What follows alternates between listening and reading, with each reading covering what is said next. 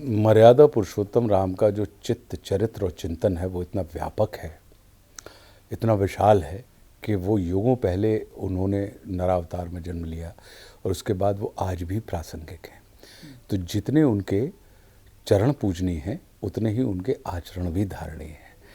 तो अगर हम उनके चरण के साथ साथ उनके आचरण को भी धारण कर लेंगे तो हम अपने जीवन में कहीं ना कहीं उस व्यापक व्यक्तित्व के द्वारा जो दी गई वैचारिक व्यवस्था हो उसका अगर हम अपने जीवन में निर्वाह करेंगे तो हमारा जीवन अत्यंत कल्याणकारी हो जाएगा। और तभी उनकी इसी व्यापकता को देखते हुए संतों ने कहा है कि एक राम दशरथ का बेटा, एक राम घट घट में बैठा, एक राम का सकल पसारा और एक राम सब होंते न्यारा। तो इसलिए प्रत्येक व्यक्ति के राम तो वही हैं, लेकिन प्रत्येक व्यक्ति की जो दृष्टि का कोण है वो अलग अलग है और जिस कोण से वो उनके व्यक्तित्व को देख रहा है वो उस कोण से उनके उस पूरे व्यक्तित्व को वो अपने अंदर अनुभूत करता है, अभिव्यक्त करता है। तो हमारी ये जो कथा है जिसका हम मंचन कर रहे हैं और अभी तक 162 शोज़ हम संपन्न कर चुके हैं साल भर के अंतराल में, ये अपने आप में एक बहुत बड़ी उपलब्धि है और मुझे लगता है कि दर्शकों ने इसे बहुत प्रेम दिया, बहुत सराहा, बहुत समर्थन किया है और इसी का कारण है कि हम 162 टिकटेड शोज़ पूरे देश भर में अभी तक हम कर पाए हैं। इतना ईजी बना लेते हैं आप। देखिए क्या होता है कि संसार में कोई भी चीज़ आसान नहीं होती। प्रत्येक चीज़, प्रत्येक घटना, प्रत्येक कर्म चुनौती से भरा होता है। ये हमारे ऊपर निर्भर करता है कि कुछ लोग उन चुनौतियों का प्रदर्शन करते हैं और कुछ लोग उन चुनौतियों को छिपा लेते हैं तो हमें वो आसान दिखाई देने लगता है। लेकिन आसान कुछ इस जगत में, यहाँ तक कि बातचीत करना भी सामान्य तौर पे आसान नहीं होता। क्यों? क्योंकि हम बोलना तो 2 साल की उम्र में सीख जाते हैं, लेकिन क्या बोलना है, कब बोलना है, कैसे बोलना है, किससे बोलना है, ये सीखते सीखते हमारा पूरा जीवन बीत जाता है। तो आसान नाम की कोई चीज़ इस जगत में होती नहीं है। होती तो हर चीज़ चुनौतीपूर्ण है और चुनौती के साथ साथ हम ये कहें कि रोमांचक, हमारा प्रत्येक कदम जो होता है वो रोमांच से भरा हुआ होता है यदि हम उस प्रक्रिया की तरफ ध्यान देते हैं। तो मेरा अपना ये मानना है कि जो आप कह रहे हैं थिएटर, तो थिएटर में रिहर्सल करने के बाद हम मंच के ऊपर आते हैं। और फिल्मों को अगर आप डिस्कार्ड कर रहे हैं तो जी नहीं, फिल्मों में हमें वो सुविधा जो है रीटेक की वो हमें तत्काल उपलब्ध है। बात यह है कि रिहर्सल करने के बाद जो आपका श्रेष्ठ है वो आता है और फिल्मों में यहाँ पे 10 टेक अगर आपने दिए हैं तो उसमें जो बेस्ट है वो टेक लगाया जाता है। तो एक में, दोनों में कहीं ना कहीं आपको वो स्वतंत्रता प्राप्त होती है। लेकिन अब मंच पे जब आप परफॉर्म करते हैं किसी भी मंच के ऊपर, तो वो जो प्रेजेंट मोमेंट का एरर है, क्योंकि उसमें सिर्फ आप अकेले शामिल नहीं हैं, उसमें आपके साथ में जो को एक्टर है वो भी मंच पर मौजूद है। यदि उसके भी एरर के प्रति कहीं ना कहीं आपको अलर्ट रहना पड़ता है, अवेयर रहना पड़ता है। अपने एरर के प्रति तो रहना ही है कि आपकी उपस्थिति या आपके किसी एक मूव से या आपके द्वारा बोले गए किसी डायलॉग से सामने वाला एक्टर जो आपके साथ ऑलरेडी है वो भ्रमित ना हो और उसको ये लगे। तो वो जो चीज़ होती है कि अगर कभी किसी इस किस्म के कोई एरर हो जाते हैं तो इसी चीज़ को जो निपटाने का भी एक अलग आनंद होता है। और आनंद तभी होता है जब कहीं ना कहीं इसके पीछे अभ्यास हो। तो निरंतर अभ्यास की प्रक्रिया में जब आप रहते हैं तो फिर ये चीज़ें जो एरर होते हैं, मोमेंट्री एरर जिनको हम कहते हैं, वो फिर आपको डराते नहीं हैं, वो बेचैन नहीं करते, फिर वो आपके आनंद में वृद्धि करते हैं। आपने रावण, बहुत अच्छा सवाल आपने किया है। उसके पीछे वजह सिर्फ यही है कि अगर हम परमात्मा श्री राम का किरदार करते हैं, ठीक है, तो राम अपने नाम को बार बार थोड़ी स्मरण करते हैं। हमने रावण का किरदार किया क्योंकि इसी बहाने हमें राम के नाम का स्मरण करते रहने की हमें स्वतंत्रता मिलती है, सुविधा मिलती है कि निरंतर आपके चित्त में राम का नाम चलता रहता है। और कलयुग के बारे में कहा ही है कि कलयुग केवल नाम आधारा, कि आप अपने कलयुग में नाम की उपासना करके, नाम का स्मरण करके, उसकी पुनरावृत्ति करके आप राम के धाम को प्राप्त कर सकते हैं। अब राम का अगर आप किरदार करते, एक बड़ी अच्छी कथा है। एक बार समुद्र तट के ऊपर परमात्मा श्री राम बैठे थे, स्नान करने जा रहे थे, तो उन्होंने अपना धनुष रेत में गड़ाया और अचानक थोड़ी देर बाद उन्होंने देखा कि वहाँ से खून निकल रहा है। तो बड़े चौंके उन्होंने लक्ष्मण से कहा कि ज़रा इसको हटाओ। तो जैसे ही खोला तो देखा वहाँ पे मेंढक था जिसके ऊपर धनुष का कोदंड का वो जो नोक थी वो रखी हुई थी। तो उन्होंने मेंढक से कहा कि तुम तो बोलने में बहुत मास्टर हो, टर्र टर्र करते रहते हो, लेकिन जब मैंने धनुष से दबाया तो तुमने बोला क्यों नहीं, मुझे पता ही नहीं लगा। तो बोले, मेंढक ने बड़ी अच्छी बात कही, उसने कहा कि अगर कोई जगत हमें दबाता तो हम तुमसे बोलते राम, लेकिन जब राम ने ही हमें दबा दिया है तो हम किससे बोलेंगे। तो कहने का तात्पर्य ये है कि आप राम का किरदार करते हुए राम का स्मरण नहीं कर सकते हैं, और हम कलयुग में हैं। तो मेरा अपना स्वार्थ, लाभ, लोभ, जिसे आप जो कुछ भी कहें, कि आप रावण का किरदार करते हुए निरंतर कहीं ना कहीं आप राम का चिंतन आपके चित्त में, चरित्र में बना रहता है, और वही आपके कल्याण का कारण है। तो उसके पीछे और कोई नहीं, लोभ है, लाभ है। थिएटर में प्ले जब आप करते हैं, देखिए, मेरा ये मानना है कि हम और आपकी आदत हो गई है कि हम अखंड को खंड में बांट के देखना चाहते हैं। किसी का भी व्यक्तित्व, चाहे वो आपका व्यक्तित्व हो, चाहे वो यहाँ पे जिनके माध्यम से आप आए हैं सुमन, उनका व्यक्तित्व हो, चाहे मेरा व्यक्तित्व हो, ये खंडित नहीं होता, ये अखंड होता है। और हम और आपको चूँकि खंड में देखने की आदत पड़ जाती है, तो फिर क्या होता है कि हम अखंड व्यक्तित्व धारण करने के बाद भी खंडित जीवन जी रहे होते हैं। मैं अपने जीवन में किसी को भी खंडित दृष्टि से, पाक्षिक दृष्टि से नहीं देखता। मेरा ये अपना ये मानना है कि चंद्रमा, जिसे हम फुल मून कहते हैं, क्या वो फुल मून है? हमें सिर्फ उसका 25% दिख रहा है, वो गोल है, बाकी का 75 नहीं दिख रहा, तो हम 25 को ही देख के फुल कह देते हैं। और कहीं किसी और एंगल से कोई अमेरिका में बैठा हुआ आदमी देख रहा होगा तो उसको कुछ और दिख रहा होगा, लेकिन दिखेगा वो 25% ही। मेरा अपना ये मानना है कि मैं कभी भी किन्हीं भी किरदारों को खंडित करके नहीं देखता, चाहे वो अपने जीवन में और चाहे जब हम उनको मंच के ऊपर प्रस्तुत करते हैं या फिल्म में करते हैं। मैं उनकी पूर्णता जो होती है कि वो ऐसे हैं। अब उनमें से कुछ किरदारों के पक्ष व्यापक तौर पर समाज के लिए नकारात्मक होते हैं और कुछ किरदारों के पक्ष या उनकी कार्यप्रणाली सकारात्मक होती है।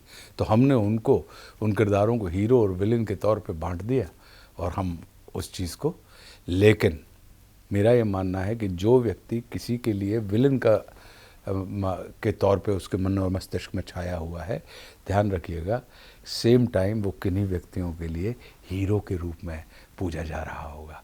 और जो व्यक्ति किसी के लिए हीरो के तौर पे पूजा जा रहा है, ध्यान रखिए, उसे कुछ वर्ग होगा जो अपना विलेन मान रहा होगा।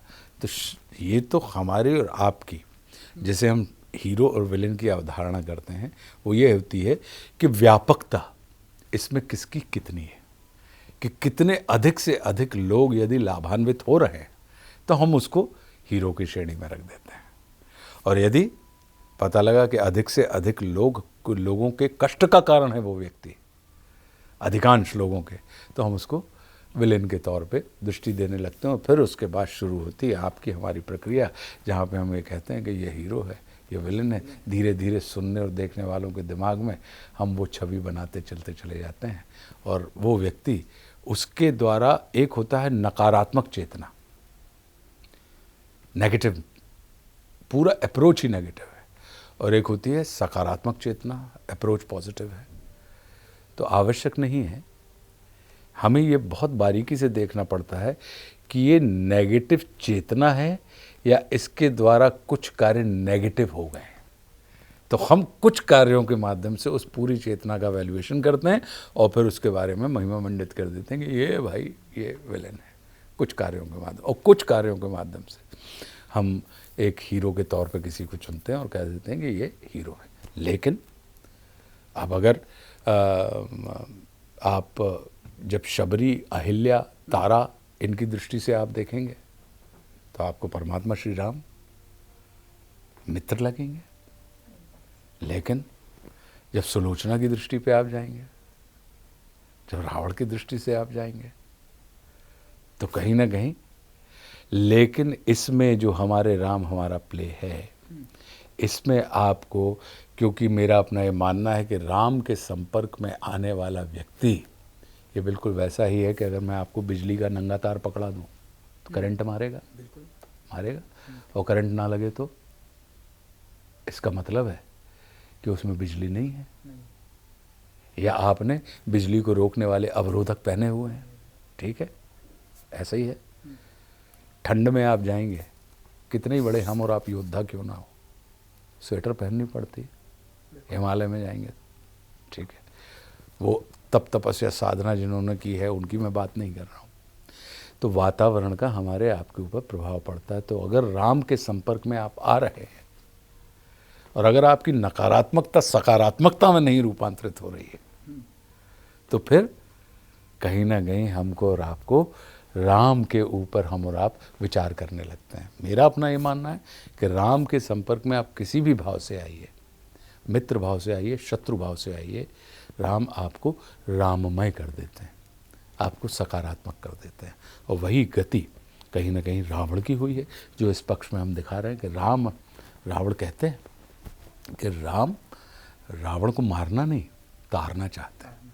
तो ये अब निर्भर करता है। तो वो दृष्टि कहाँ से मिली? वो मर्यादित दृष्टि कि शत्रु का भी सम्मान करना चाहिए। हम और आप मित्र का सम्मान नहीं कर पाते, लेकिन रामायण की कथा तो शत्रु भी एक दूसरे का परस्पर सम्मान कर रहे हैं, इस बात को हमको आपको सिखाती है।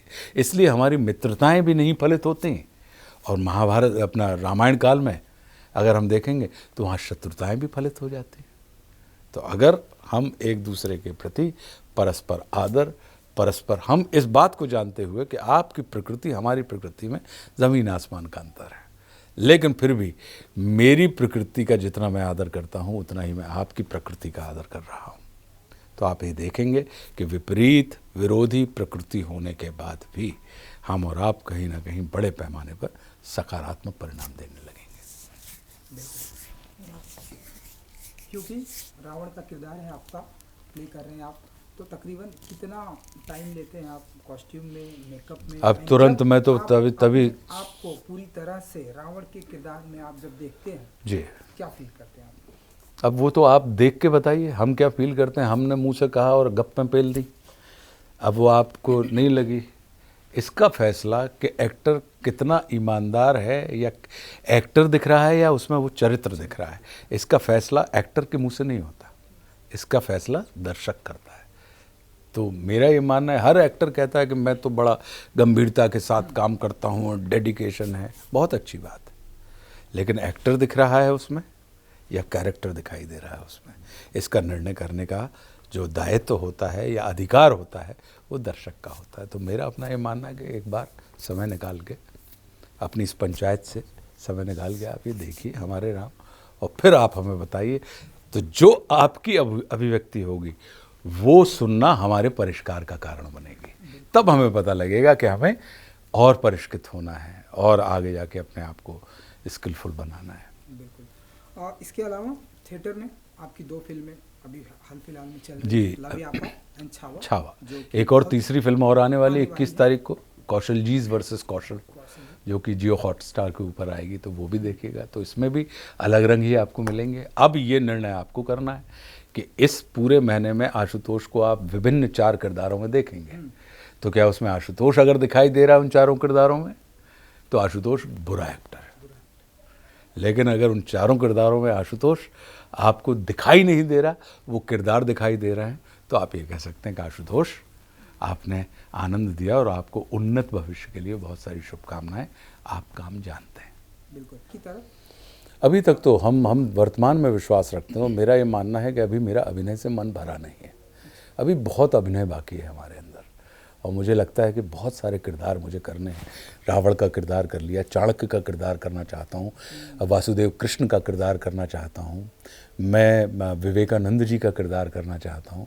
ऐसे कई सारे किरदार हैं जो मुझे करने का मन है। तो अब देखिए परमात्मा इन इच्छाओं को कब पूरा करते हैं, कैसे पूरा करते हैं, तो उनकी प्रतीक्षा कर रहा हूँ।